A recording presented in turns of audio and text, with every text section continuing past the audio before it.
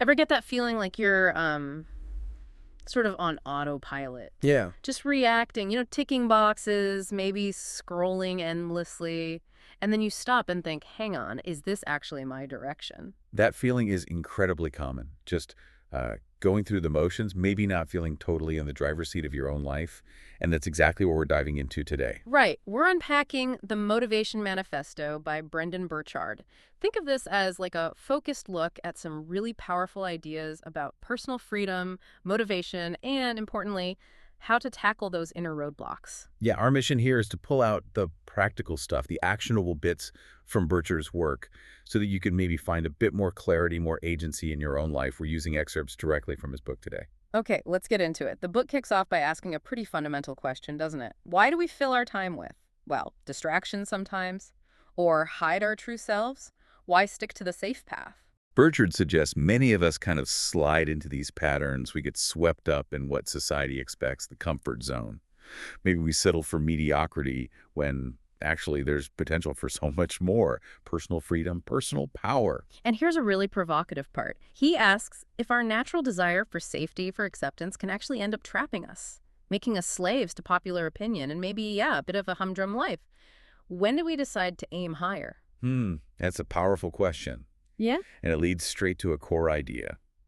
Our greatest human power is the ability to think for ourselves, to choose our aims, our values, our actions. He believes we have this deep, natural instinct for freedom, for self-direction, for growth. He calls this personal freedom, so it's not just political freedom. Not just that, no, it's more internal. The Yeah. ability to express who you truly are, to chase your dreams without feeling restricted, either by others or, importantly, by yourself. And the flip side, if we give up that choice. Well, the book paints a pretty stark picture.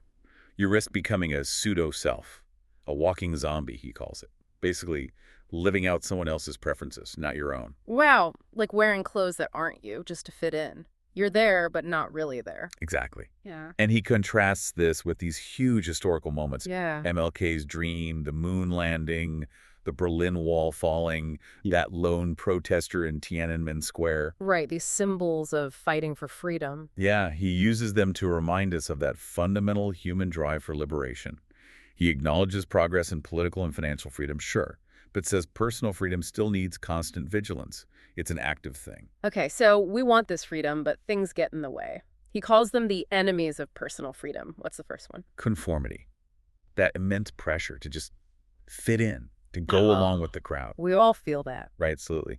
And Burchard says, while some adaptation is normal, constantly bending to fit external expectations can mean you lose your unique identity. You become, and this is a great phrase, a caricature of collective preference. Oof, a caricature.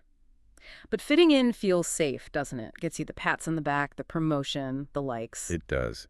But the book challenges us. Does that external validation really bring deep meaning? Does it fulfill you in the long run? It makes you think, how many people sideline their real passions, maybe art, maybe something else, for what seems like the sensible career path? Exactly. He uses that example of artists giving up art. How much potential gets lost when we feel we have to dim our own light to fit in? It's the danger of becoming, as he puts it, a slave to opinion. A slave to opinion. Okay, so conformity is one enemy. What's next? Fear, a big one. And he breaks it down, identifying types of people who often fuel that fear. He calls them worriers, idlers, and tyrants. Let's take warriors first. These aren't necessarily bad people, are they? Sometimes they're close to us. Often, yes. But their impact, even if unintentional, can be negative. They're always focused on the risks, the what-ifs. So what's the advice? Just ignore them. Not exactly ignore, but filter. Listen to trusted Yeah. people who support you, but learn to close your mind to those who constantly limit your horizons with their own anxieties. Focus on the amazing things that can happen when you are your genuine self. He's quite blunt, actually. Mhm. Says something like, have no tolerance for warriors. It sounds harsh, maybe? It does sound strong, yeah. But the point is that constant negativity, that drip, drip, drip of doubt, can seriously erode your own belief and motivation. Okay. Then idlers. What are they about? He calls them worshippers of ease. They might seem easygoing, but they subtly demean the efforts of people who are actually striving. Their whole vibe is about avoiding effort, and that can be subtly contagious, pulling you towards doing less. That implication that maybe you're trying too hard or it's not worth the effort. Right, it's a lure to indolence, he says. But growth only comes from struggle, from pushing yourself. And the third type? Tyrants. These are the ones who see life as zero-sum. Your success somehow takes away from them, so they might use envy or manipulative words to hold you back. How do they do that? Belittling your worth is a key tactic mentioned, making you feel small so they feel bigger.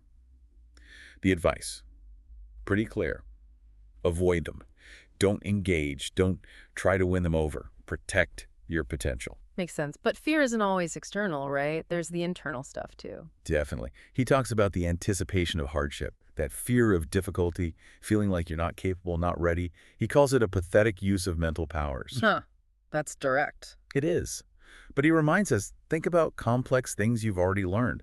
Driving, a language, a technical skill. You weren't born knowing that stuff. You learned it. Good point. We've all overcome challenges, so why let the fear of future difficulty stop us now? Exactly. Which brings us to how we fight back, the power of motivation and conscious choice. Burchard argues many people are kind of clueless about motivation, just slaves to impulse. Reacting rather than acting. Precisely. He contrasts that with the sustained motivation of great achievers.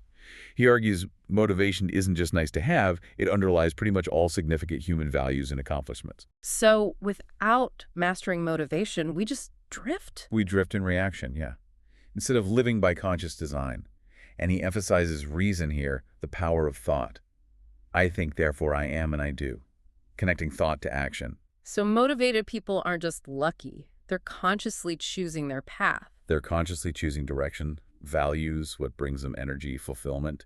And expectancy is huge here, really believing you can achieve your goals. So motivation is a choice, not a lightning bolt. It's a choice. And so is laziness, he points out, also a choice, with long-term consequences. A key part of making that choice is being present, not stuck in the past or lost in the future. Which leads neatly into taking control of the present moment. He talks about how we often avoid reality, right? Yeah, that habit of avoiding the tough stuff, more tricky conversations, responsibilities, even health issues, and we know where that leads. So how do we get present? He has these roles, doesn't he? 6 roles, yeah. Things we can step into consciously in any moment. First is the observer, stepping back, watching your life, your reactions, almost like a detached viewer. Just noticing without judgment. Exactly. That creates self-awareness. Yeah. Then the director, actively shaping your life story, not just reacting, but writing the script. I like that. What else? The guardian, protecting your mind, body, soul from negative stuff, bad news, toxic people, junk food, draining habits. It's crucial, Yeah. especially today. Totally. Then the warrior, standing up for yourself, for your beliefs, not being passive. Okay. The lover, approaching life and people with compassion, connection, building positive relationships. And the last one. The leader, setting a positive example, inspiring others, not necessarily being the boss, but living with integrity. So these roles, they're always available. Any moment. And activating them, he says, brings energy, motivation, vibrancy right now. Okay, so we're present, we're activating these roles. Yeah. How do we then direct our lives? Reclaiming your agenda, right? Yes. Consciously designing your life, your schedule, your priorities, so they actually move you towards freedom and growth. Which means saying no sometimes. A lot of the time, probably. Saying no to distractions, irrelevant demands, protecting your focus, and also asserting your true desires, telling people, family, friends, colleagues, what you actually want and need. Because silence implies fear or just wanting to fit in. Often, yeah. True freedom involves expressing your authentic self. And he really goes after digital distractions here. Browser blackout, app amnesia. Sound familiar? Oh, yeah. Zoning out online. Right. And he points out we obsess over superficial metrics, steps, calories, likes more than actual self-reflection, collecting data, but losing touch with ourselves. Ouch. So reclaiming the agenda means stepping back from that too.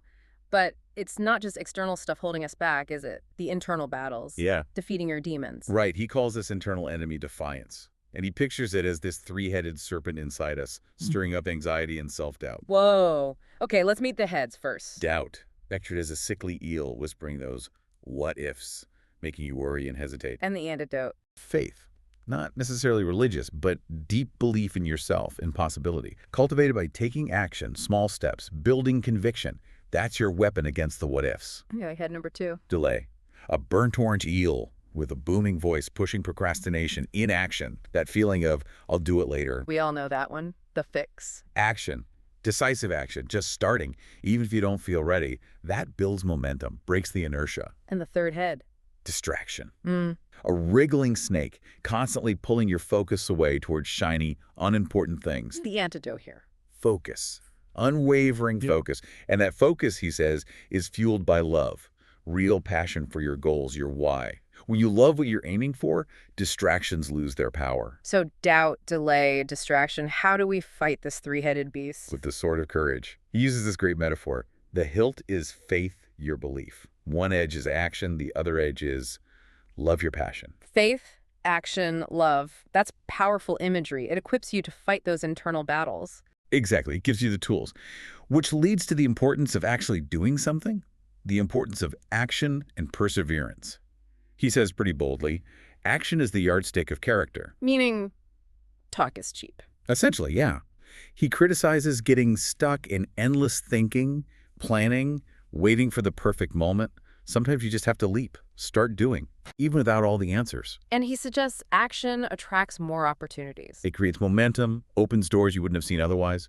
He also tackles that fear some have, that success makes people, I don't know, worse. He argues successful people are often more good and giving. Interesting. He also pushes back against hating struggle, right? Absolutely. Real progress requires effort, learning, growth. Avoiding inconvenience, avoiding struggle, that actually leads to negative outcomes eventually. Okay, so embrace action, embrace the struggle. This seems to contrast with the sort of cynicism or drained life energy he sees around. How do we counter that? By actively cultivating joy and gratitude. He insists this is a conscious choice we can make. Our ability to choose our emotional state is maybe our greatest freedom. Even when things are tough. Especially then. Developing constancy of mind, he calls it, like balancing. You make constant small adjustments. Choosing positivity is a free treasure available anytime. So don't just conform to the negativity around you. Exactly. Avoid that energetic conformity. Joy, he says, is the jewel of life, and gratitude is the flashlight that illuminates the good stuff, shifting focus from lack to abundance. Makes sense. But keeping that positive mindset, acting on goals, it all rests on something fundamental, doesn't it? Upholding integrity. Hugely important, because the temptation to compromise your values is strongest in dark times, right? When you're pressured or struggling. So what is integrity, in his view? Staying true. True to yourself, your beliefs, what you know is right, even when it's hard. He talks about the pain of incongruence when your actions don't match your values and the peace that comes from alignment. So you need to know yourself first. Define your ideal self. Yes. Self-reflection is key. Who do you aspire to be? Then practice living that way, consistently. And he points out temptations that test integrity. The 7 temptations? Yeah. Impatience, disappointment, desperation, aggression, hurt, misplaced loyalty, and misusing power. Each one can trip you up if you're not mindful, like impatience leading to cutting corners or desperation leading to dishonesty. This all seems to build towards a larger call to action, becoming a force for good. It does. He argues that in confusing times, individuals need to step up, be positive influences in their own worlds. How? What does that look like? He contrasts failing leaders with a new model: brave, humble, engaged, taking ownership, clear communication, inclusive, believing in progress. And he lists virtues for this. The 9 virtues of greatness: honesty, courage, vision, self-awareness, responsibility, respect, intelligence, excellence, and service. These are like practical standards to aim for ourselves and others. So it's about personal growth and contributing positively. Absolutely. And the book really hammers home the urgency of now. It mentions those common deathbed regrets. I thought there'd be more time. That's sobering. Why don't we live more fully in the present, knowing time is finite? It's a huge question. Berger emphasizes that everything you need to truly live is here, now, not in the past, not waiting for the future. And his own near-death experience fueled this work, didn't it? It was a major catalyst, yes. Yeah. Underscores his passion for helping people live intentionally. And really, that's the core message, isn't it? Yeah. Personal freedom isn't just granted, it's chosen, day by day, thought by thought, action by action. Exactly. It's an ongoing practice. So, wrapping this all up for you listening, you have this incredible power, the power to choose freedom, to find your motivation, to face down those internal demons and external pressures, and to build a life of purpose and, yes, joy. It comes down to engaging consciously with this moment and holding tight to your integrity. And that leaves us with a final thought, maybe a challenge for you. Thinking about everything we've unpacked from Burchard's work, what's one small but significant action you could take today, right now, or later today? Something to edge you closer to your own personal freedom, your highest potential. Something to think about. We definitely encourage you to explore Brendan Burchard's work further if this resonated. Thanks for taking this deep dive with us.